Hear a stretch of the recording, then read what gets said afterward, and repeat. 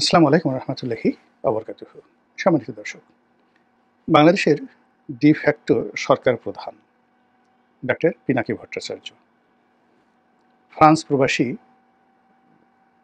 YouTuber, social activist, লেখক, columnist এবং corporate জগতের একজন শীর্ষস্থানীয় আইকন। তাকে যারা সমালোচনা করতে চান নেতিবাচক অর্থে, তারা অনেক কথা বলতে পারেন, আমি ওইদিকে যাব না। আমি সবসময় তার একজন গুণমুগ্ধ, যাকে বলা হয়, দর্শক এবং তার অনেক বক্তব্য আমি শুনেছি এবং একমত পোষণ করেছি। তো যেটা হলো যে এই বাংলাদেশে তো বটেই, পৃথিবীতে দ্বিতীয় পিনাকি ভট্টাচার্য আছে কিনা আমি বলতে পারবো না। আবার খুব দ্রুত তৈরি হবে এ কথাও বলতে পারবো না। তো এজন্য হয় কি যে আমি তার যে কোনো কথা, যে কোনো বক্তব্য অত্যন্ত সিরিয়াসলি নেই। আমি কি পিনাকিকে তেল দিচ্ছি নাকি পিনাকিকে বাঁশ দিচ্ছি, এটা নিয়ে যারা বিতর্ক করবেন সেটা তাদের ব্যাপার, কিন্তু আমার কথাগুলো আগে শুনুন। প্রথমত হলো যে তিনি একজন ইউটিউবে কন্টেন্ট তৈরি করেন, কথাবার্তা বলেন। তার প্রচুর দর্শক রয়েছে। তার এক একটা ভিডিও গড়ে ১০ লাখ মানুষ দেখে, 1 মিলিয়ন লোক দেখে অন অ্যাভারেজে। তো গত ১ বছর ধরে তার এই রমরমা অবস্থা। তিনি যদি একটা ভিডিও দেন, ১০ লাখ লোক দেখে। যদি দৈনিক না ২টো ভিডিও দেন, মাসে ৬০টি ভিডিও। এই ৬০টি ভিডিও ১০ লাখ করে যদি লোক দেখেন, তাহলে কত মানুষ তার এই ভিডিওটা দেখেন। অনেকে দেখেন কিউরিওসিটি নিয়ে, অনেকে দেখেন বিরোধিতা করার জন্য, অনেকে দেখেন ভালোবেসে। কিন্তু দিন শেষে যারা বিরোধিতা করেন তারাও এই বারবার তার নাম, তার কথা, তার বক্তব্য এইগুলো তাদের মাথায় ঢুকে যায়। ফলে তিনি যেভাবে হাত নাড়ান, হাতে যেভাবে বালা পরেন, যেভাবে তিনি নারী এবং পুরুষের যে লজ্জাস্থান যেখান দিয়ে মলমূত্র বের হয়, সেই জায়গাগুলোকে তিনি যেভাবে অ্যাসার্টেন করেন, পয়েন্টিভ করেন, তিনি যেভাবে আমাদের সমাজের বড় বড় যারা লোকজন রয়েছেন, যাদের মলদ্বার দিয়ে মল বের হয়, সেই মলের সঙ্গে ঐশ্বরিয়া রায়ের যে একটা মলদ্বার আছে, সেই মলদ্বারের কী সম্পর্ক, সেই জিনিসগুলো তিনি যখন একেবারে আঙ্গুল দিয়ে উঁচু করে তিনি এগুলো বোঝানোর চেষ্টা করেন, তখন যাদের একটু চিন্তা শক্তি আছে তারা বুঝতে পারে যে এই আঙ্গুলটি কার পশ্চাৎ দেশে ঢুকলো। তো এরকম আবার তিনি কতগুলো শব্দ তিনি বের করেছেন, যেমন ঘুটু করা। তো ঘুটু করে স্পষ্টতই তিনি এটি মনে করছেন যৌন সঙ্গম করা। এখন এই ঘুটু করার ক্ষেত্রে তিনি তার ইচ্ছামতো বিভিন্ন লোকের সাথে বিভিন্ন লোকের ঘুটু করিয়ে দিচ্ছেন। কখনো সেই প্রভাবশালী কোনো মন্ত্রীর পদমর্যাদার সাথে অন্য মন্ত্রীর, কোনো নারীর সাথে কোনো পুরুষের, তারপরে কোনো স্বৈরশাসকের সঙ্গে কোনো মানে তার যেভাবে পছন্দ, তিনি যেভাবে নাটক তৈরি করছেন, যেভাবে চিত্রনাট্য তৈরি করছেন, যেভাবে তিনি সেটি উপস্থাপন করছেন, ওভাবে মানুষ রেসপন্ড করছে গত ১ বছর ধরে। সিরিয়াসলি এর আগে মানুষ শুনতেন কিন্তু রেসপন্ড করতেন না। কিন্তু এই জুলাই আগস্ট বিপ্লবের পুরো সময়টা, অর্থাৎ ২০২৪ সনের যদি আপনি মে মাস ধরেন, মে মাস থেকে আজকের এই মে মাস পর্যন্ত এই পুরো ১ বছরে লোকজন তার কথা ইফেক্টিভলি অ্যাটেন্ড করছে এবং এটা বাড়ছে। তার কথা মতো প্রথম আলো অফিসের সামনে জিয়াফত হচ্ছে, তার কথা মতো ডেইলি স্টারের সামনে নামাজ পড়ছে মানুষ, তার কথা মতো বুলডোজার নিয়ে সেই ৩২ নম্বর ভেঙে দেওয়া হচ্ছে, তার কথা মতো সরকারের নীতি পরিবর্তন হচ্ছে। সকালে তার সঙ্গে উপদেষ্টারা কথা বলছে, বিকেলবেলা ছবি তুলছে। এমনকি আমরা দেখলাম, সত্য মিথ্যা জানি না, উপদেষ্টারা তাদের যে বৈঠক, সেই বৈঠকে ডক্টর পিনাকির সঙ্গে আলাপ আলোচনা করে তারপরে সিদ্ধান্ত নিয়ে থাকেন। তো এরকম একজন সোশ্যাল অ্যাক্টিভিস্ট, যিনি এই ৪-৫ বছর ধরে ইউটিউব শুরু করেছেন, আর তার সফলতা মাত্র ১ বছর, সেই সফলতার মধ্যে তিনি যে ক্ষমতা অর্জন করেছেন আমজনতার উপর এবং প্রশাসন যন্ত্রের উপর এবং সরকারের, অর্থাৎ রাষ্ট্রযন্ত্রে যারা সরকার পরিচালনা করছে তাদের উপর। অর্থাৎ পিনাকি যদি এখন ক্যান্টনমেন্টের কোনো বড় কর্তাকে ফোন দেন, তার অবস্থা বুঝতেই পারেন কীভাবে ঘুটু হয়ে যাবে। তিনি যদি এখন আসিফ নজরুল, আদিলুর রহমান শুভ্র বা অন্য রেজাউনাকে ফোন করেন যে আমি অমুক বলছি, আপনি বুঝতে পারেন যে সেখানে কী ধরনের একটা রসায়ন তৈরি হয়ে যাবে। তো এটা তো আসলে পৃথিবীর অন্য কোনো সেলিব্রিটি, যাদের হয়তো মানে যাকে বলা হয়, যেমন প্রিয়াঙ্কা চোপড়া, তো তার টুইটারের ফলোয়ার, ইউটিউবের ফলোয়ার অনেক অনেক বেশি। কিন্তু প্রিয়াঙ্কা কি এই কাজ করতে পারবেন? কিংবা ধরুন Elton John, sir Elton John খুব বিখ্যাত শিল্পী, তারও তো প্রচুর ফলোয়ার, তিনি কি পারবেন? না, পারবেন না। তো সেই দিক থেকে পিনাকি এই কাজটি করতে পারছেন, তো তাকে সফলতার জন্য আপনার তাকে ধন্যবাদ দিতেই হবে। এবং একই সঙ্গে তিনি জনগণ, একই সঙ্গে তিনি তার বন্ধু, একই সঙ্গে তিনি তার শত্রু এবং একই সঙ্গে তিনি তার যে বাংলাদেশের রাষ্ট্র, সেই রাষ্ট্র তিনি পরিচালনা করছেন। এই জন্য আমি তাকে ডিফ্যাক্টো সরকার বললাম, এটা রিয়ালিটি। এখন আপনি এটাকে যেভাবেই নেন না কেন। তো সেই পিনাকি ভট্টাচার্য অতি সম্প্রতি হয়তো তার পরামর্শেই আওয়ামী লীগ নিষিদ্ধ হয়েছে। তিনি এই নিষিদ্ধ করার জন্য মাস্টার প্ল্যান দিয়েছেন, তার কথা মতো রাজপথ গরম হয়েছে।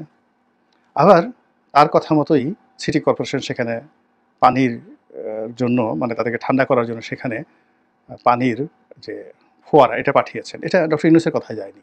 সিটি কর্পোরেশনের কারো মাথায় এই বুদ্ধি আসেনি। এই বুদ্ধি পিনাকি সাহেবই দিয়েছেন। বুদ্ধি তো না, তিনি নির্দেশ দিয়েছেন সিটি কর্পোরেশনকে, যে আমার ছেলেরা ওখানে দাঁড়িয়ে আছে, তাদের গরমে কষ্ট হচ্ছে, তাদের উপর পানি বর্ষণ করো। এবং তারা আব্বা আব্বা করে সেখানে গেছেন, করছেন। সিটি কর্পোরেশন কোনো নেতা বা কর্তা যদি বুকের পাটা থাকে, তিনি বলুক যে না, আমি কারো বুদ্ধিতে পরামর্শ করিনি, আমি নিজে স্বপ্রণোদিত হয়ে ছাত্রদেরকে এই কাজটা করেছি, তাহলে আমি সরি বলবো। আবার ওয়াসার যারা কর্তা ব্যক্তি, তারা তাদেরকে বিশুদ্ধ পানি খাওয়ানোর জন্য সেখানে ব্যবস্থা করেছেন। এও এখানে পিনাকির বুদ্ধিতে তারা করেছেন, তারা ডক্টর ইউনূসের বুদ্ধিতে এটা কাজটা করেননি, বা মেট্রোপলিটন পুলিশ কমিশনার বুদ্ধিতে এই কাজটা করেননি। তারপর আবার সেই যে রাস্তা বন্ধ হলো, এখন এই দাবি আদায়ের জন্য যেভাবে ঢাকা রাস্তায় ব্যারিকেড তৈরি করা হয়েছে, এটা আসলে কখনোই হয়নি। এই প্রথম আমি দেখলাম যে একটা ব্যতিক্রমধর্মী ব্যারিকেড তৈরি হয়েছে, এটাও পিনাকি সাহেবের বুদ্ধিতে হয়েছে। তারপর এই দাবি যেভাবে সরকার মেনে নিয়েছে, গভীর রাতে বৈঠক করে, এখানেও পিনাকির ভূমিকা আছে, নিঃসন্দেহে তার ভূমিকা আছে। পিনাকিকে এখন আসিম নজরুল সাহেব যদি বলেন যে কিসের পিনাকি, ঘোড়ার ডিম, আমি নিজের সিদ্ধান্ত নিয়েছি। ডক্টর ইউনূস সাহেব যদি বলেন বা তার প্রেস সচিব বলেন যে ওই সমস্ত পিনাকি ঠিনাকি আমরা কাউন্ট করি নাকি, আমাদের ভালো মনে হয়েছে, আমরা তা করেছি, পারলে বলুক তো একটু, দেখবেন যে মানে এই কথা স্মরণ করার সঙ্গে সঙ্গে তাদের গায়ে এক ধরনের কাঁপন চলে আসবে। তো এই কারণে আসলে আমি ডক্টর পিনাকি ভট্টাচার্যকে বলেছি যে ডিফ্যাক্টো সরকার প্রধান। তো তিনি এই বিজয় অর্জনে ভীষণ রকম খুশি, এবং তিনি এই বিজয়ের জন্য বিএনপি যে তাকে সহযোগিতা করেনি, তার হুকুম মান্য করেনি, এজন্য বিএনপির কপালে দুর্ভোগ আছে, দুর্দশা আছে, এবং তিনি বিএনপি যে রাম ধরা খাবে এবং শেষ হয়ে যাবে, এটা তিনি ভবিষ্যৎবাণী করে দিয়েছেন। 2026 সনে, অর্থাৎ আগামী বছর, এই 6 মাস পরে বিএনপির আর কোনো অস্তিত্ব থাকবে না, সে কথা তিনি বলে দিয়েছেন। এবং যেভাবে তিনি এখন আলোচনা করছেন, সমালোচনা করছেন, সেটা ধীরে ধীরে এখন মির্জা আব্বাস পর্যায়ে আছে, মির্জা ফখরুল পর্যায়ে আছে, এরপর তিনি তারেক রহমান সাহেবকে ধরবেন। তার লন্ডনে বাসা ভাড়া কত, তার বাসায় কয়টা গাড়ি আছে, টাকা পান কোথায়, তিনি যখন হাওয়া ভবন চালাতেন তখন সেখানে কারা আসতো, ইন্ডিয়া থেকে কারা আসতো, হলিউড থেকে কারা আসতো, বলিউড থেকে কারা আসতো, তিনি দুবাই যেতেন, দুবাইতে কার সাথে তার কী কী বৈঠকে আসছিল, এই জিনিসগুলো নিয়ে অনেক চিত্রনাট্য বিএনপি বিরোধী যারা আছে তারা এত চমৎকারভাবে তৈরি করে তার কাছে পাঠিয়ে দিয়েছে। এগুলো শুধুমাত্র তিনি যদি পড়েন, তখন অনেক মানুষ, হাজার হাজার নয়, কোটি কোটি মানুষ সি সি সি সি করা শুরু করে দেবে যে হায় হায়, এটা কী ধরনের কথা, এটা কী ধরনের কথা। তো এই জিনিসগুলো তিনি না পাওয়া পর্যন্ত তিনি কনফিডেন্টলি বলতে পারতেন না যে 2026 সনে বিএনপির এই পতনগুলো হবে। এখন এটা নিষ্পত্তি করার জন্য বিএনপি তাকে ডিফ্যাক্টো সরকার প্রধান হিসেবে মানতে পারে, তার পরামর্শ অনুসরণ করতে পারে, তার সাথে নেগোসিয়েশন করতে পারে, আদারওয়াইজ তিনি তার কর্মকাণ্ড করে যাবেন। তো এই যে এত কথা বললাম পিনাকি রঞ্জন সম্পর্কে, ভট্টাচার্য সম্পর্কে, মূলত তিনি অতি সম্প্রতি একটি চমৎকার যাকে বলা হয় পরিকল্পনা দিয়েছেন।